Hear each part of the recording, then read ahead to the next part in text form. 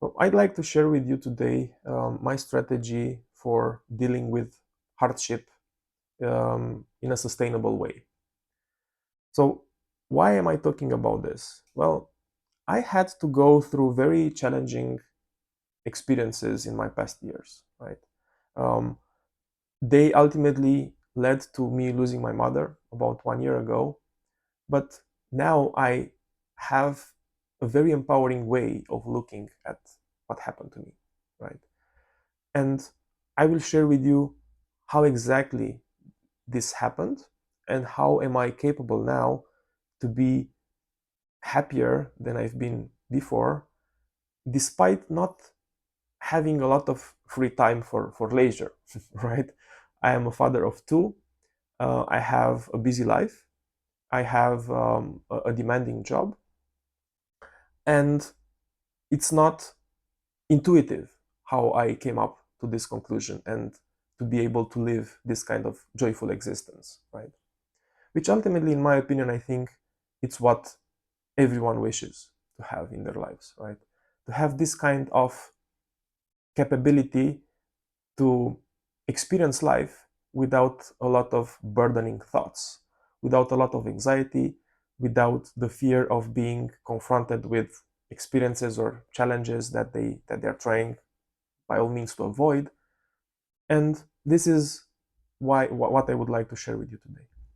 So I would like to first start by selling you on the idea that we are creatures of meaning. As human beings, we have to make meaning out of everything that happens to us, right? It's like a continuous open loop that runs in our brain, right? What does this mean? Whenever we are confronting with something that we don't like really to experience, we are always asking ourselves, what does it mean? Why do we have to go through this? Why does it have to happen to me, right? And it's a very decent question if you think about it. Because if we don't have an answer to this, it means that our very own safety is potentially threatened, right? We are not safe anymore. The world around us doesn't make a lot of sense. And of course, that's threatening. And that doesn't feel good. So we need to find meaning. We need to find an explanation for the mind to why what's happening, it's happening, right? Most often, we go through our, let's say, past experiences to find some sort of an explanation, right? The problem with past is that this is a very poor subset of experiences that we could have had, throughout our life. But it's easier for us to say, okay, I experienced this already in my past, and this is what it meant, which means that this is what it means now, right? And most often than not, when we look at the past, we have all sorts of negative interpretations of things, right? Because our human brain is built, if you want, and is programmed by design to optimize for being safe and for looking at potential ways of being hurt and avoiding that, right? So when we try to interpret something from a past experience by looking at the past experience, first of all, we have this kind of bias of negativity. I know I had it. And also, the past is just, again, a very small subset of what actually could have meant for us a certain thing, right?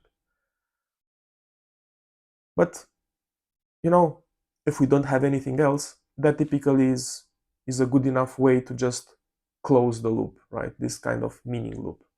This is what happened. This is what I made out of it, and then you just close it.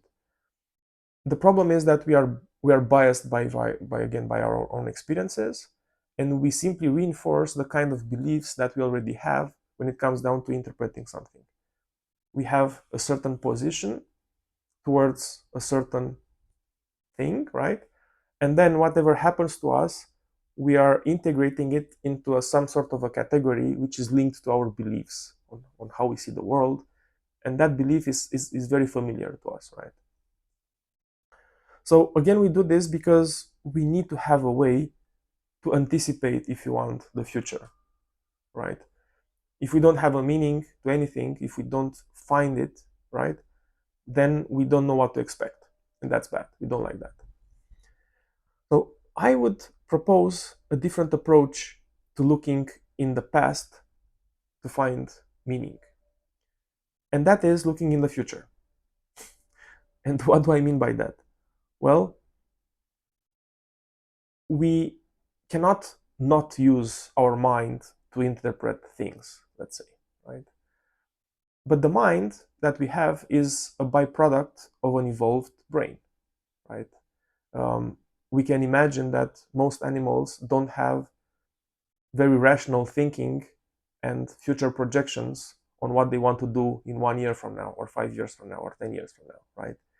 They live in the present moment, if you want, with very, like very shallow planning in terms of, okay, now in the next 5 to 10 seconds, I have to react in a certain way. And most of it, of course, it's instinctive, right? It's not thought through, right? We, as far as we can tell, as human beings, are the only creatures who have conscious thought and conscious awareness, which is being aware about our own thinking, right?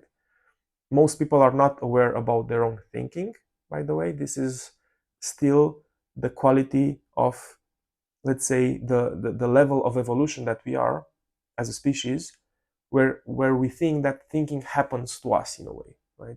We are bombarded by thought, and that thought is rarely placed on display, right? We can rarely detach from our thinking and look at it objectively in a way, right? So we are being drawn in by our thinking and by our own narratives. And what happened to us in the past is what has the biggest inertia to give interpretation on what's happening now, right? That's why going in the past for explanation of why what's happening to me makes sense is the normal thing to do, right? Because in the past, we acted in a certain way, we have certain predispositions, and we simply attach a similar, interpretation to what's happening now based on what we already lived. The problem with that approach is that we are inevitably perpetuating the same reality that we've experienced for the past years. And most of us don't really like that anymore, right? We would like to change it. That's why if we imagine something that we aspire to achieve in the future, we can call it an aspirational goal or a purposeful goal.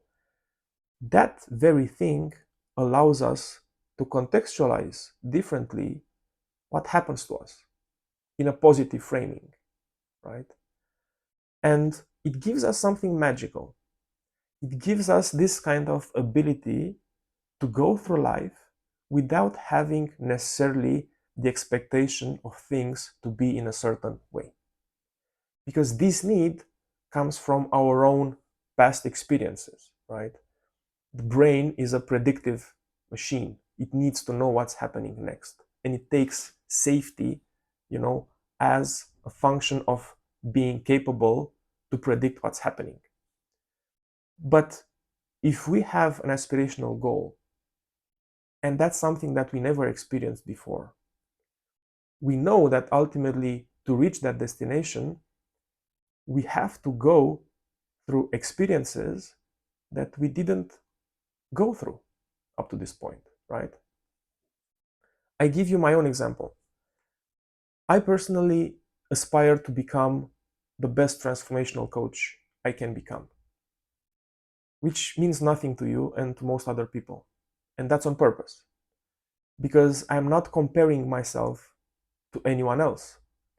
I look at examples, I know, or I do my work in terms of knowing what would that mean concretely, but that's about it, right? The game that I play is not me comparing myself to others at that level, because the gap would be so huge. Let's take Tony Robbins, for example, right? I want to become Tony Robbins in doesn't matter how much time.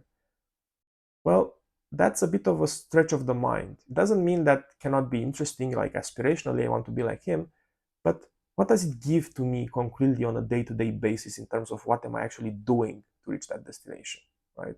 It's very difficult. And ultimately, what I care about most, it's not to become the transformational coach as such for the sake of confirming myself that I reached that point, but rather what matters to me is to help as many people as I can through the knowledge that I gathered during my past 5 years, especially when going through my own deep transformational journey, right? So let's imagine a concrete goal that I can actually measure against and I can actually know that I reached or not, right? Let's imagine that I want in 5 years from now to have helped or to have touched positively the lives of 16,000 people, right? In different ways, right?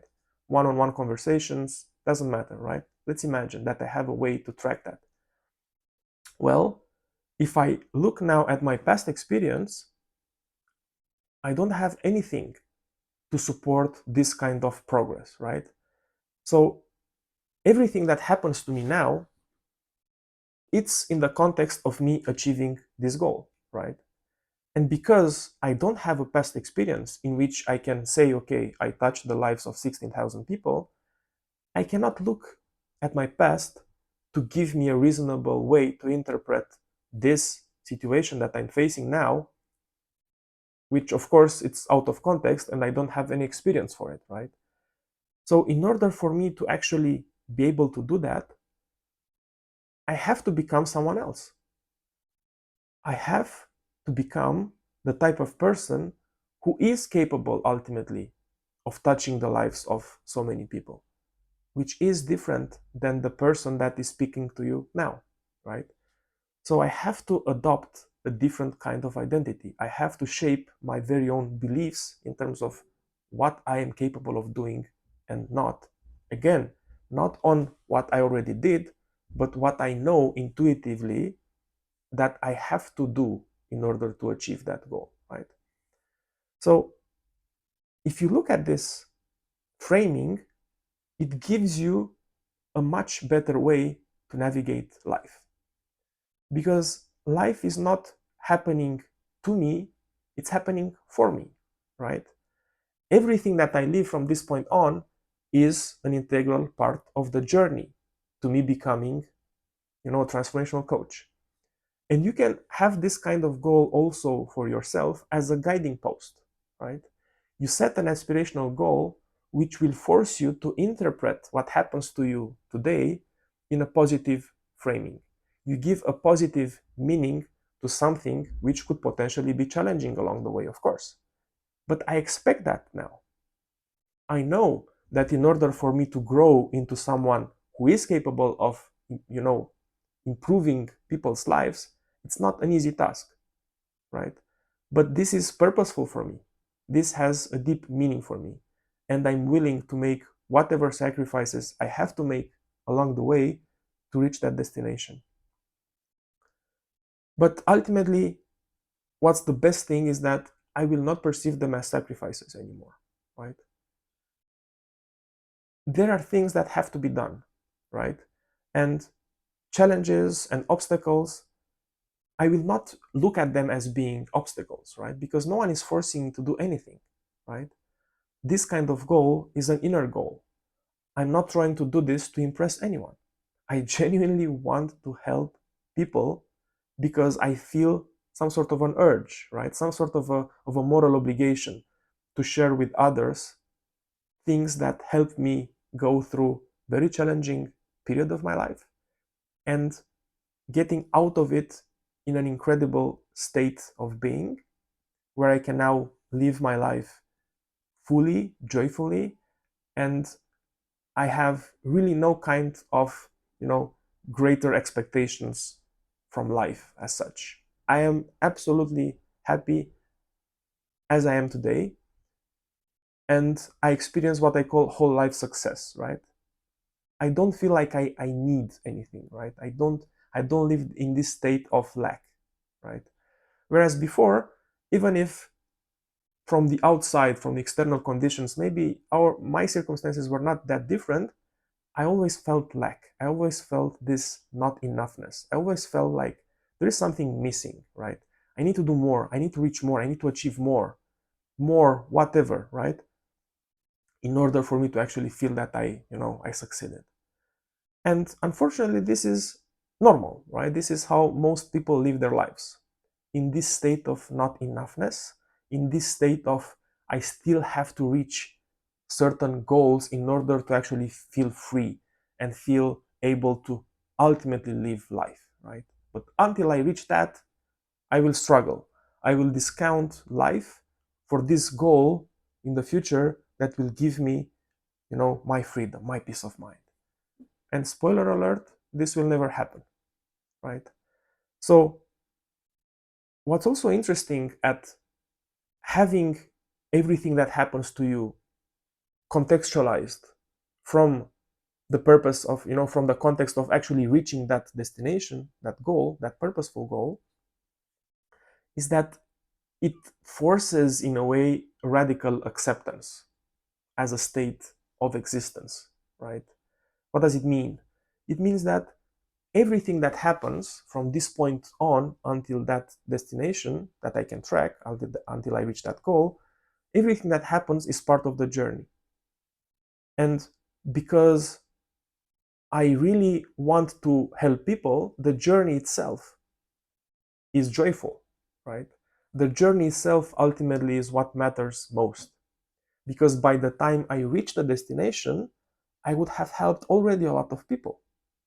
And the destination itself would be just an indication that indeed I was on the right trajectory the whole time. So this is a difference between a superficial goal that you set hoping that it will save you and will liberate you and will ultimately give you the means to live life fully, and the purposeful goal, which is simply used as a guiding post, as an indication that when you reach it, you have been on the right path all along, right?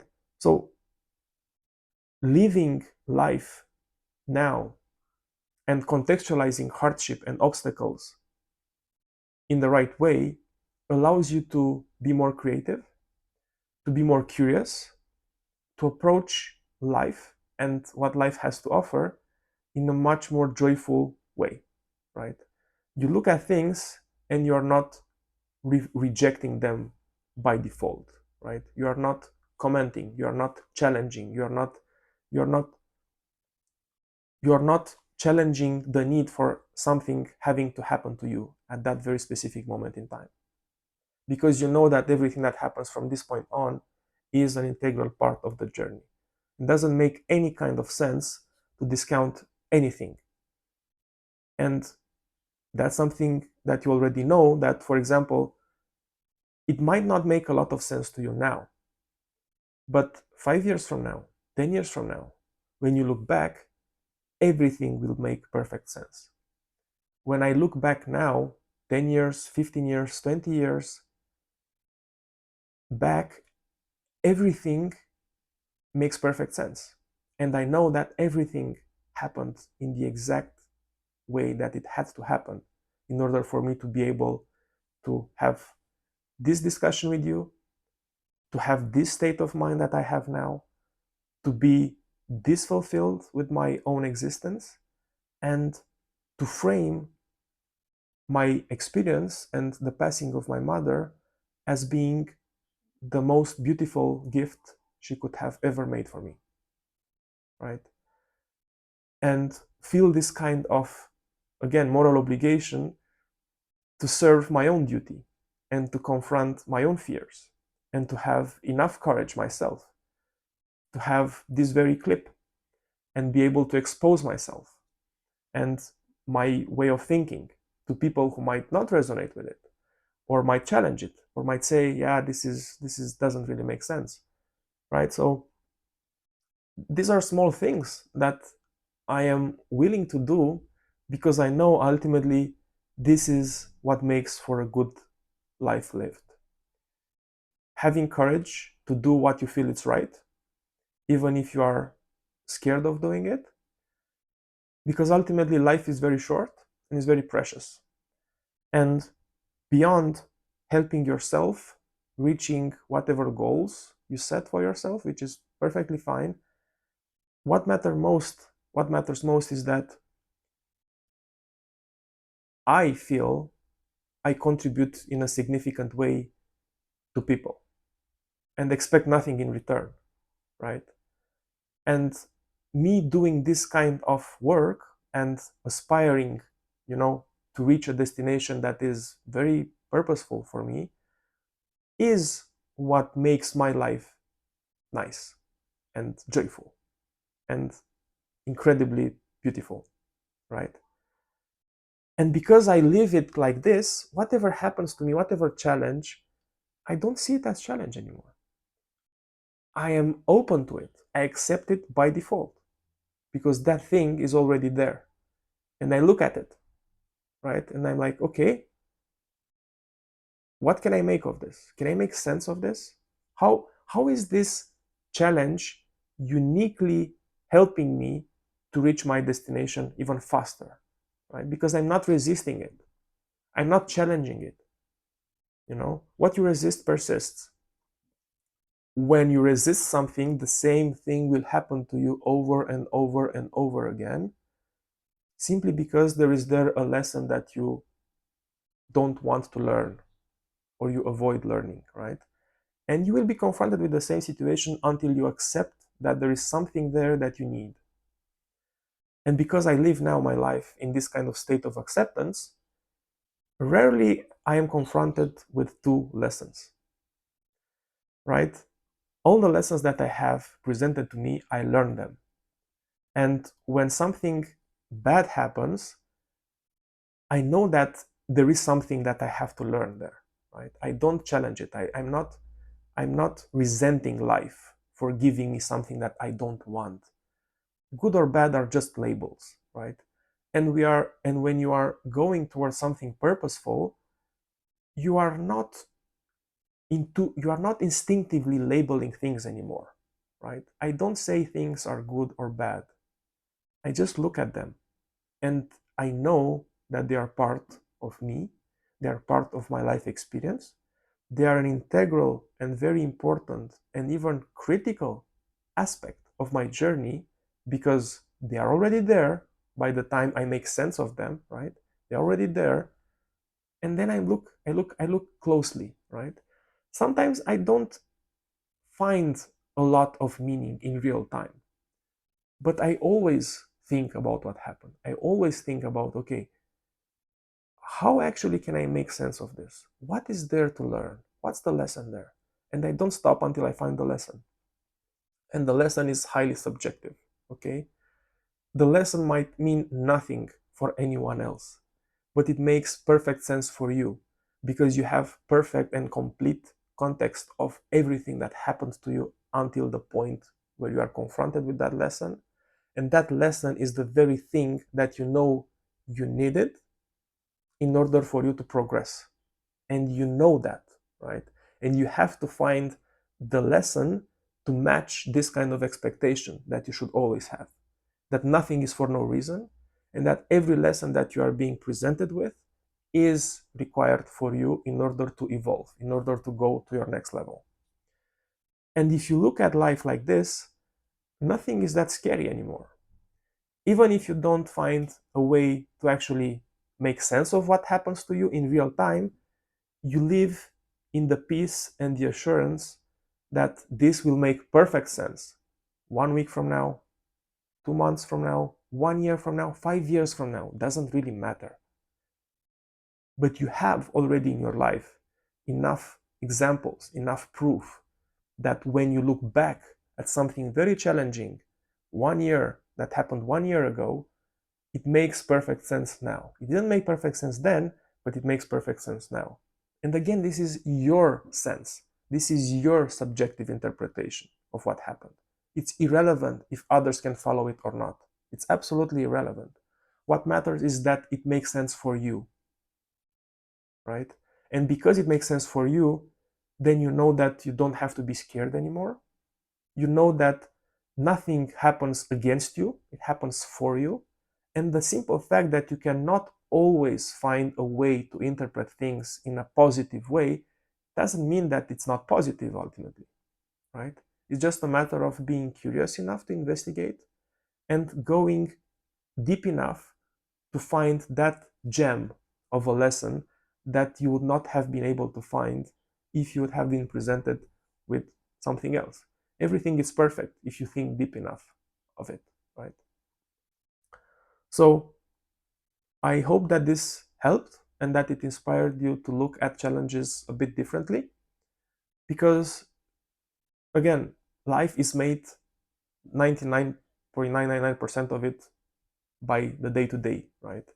The journey of life. The destination is not that important ultimately. The destination is nice because it shows you that you're on the right path. But life is made out of the journey towards the goals, not by the momentary satisfaction of reaching the goals themselves.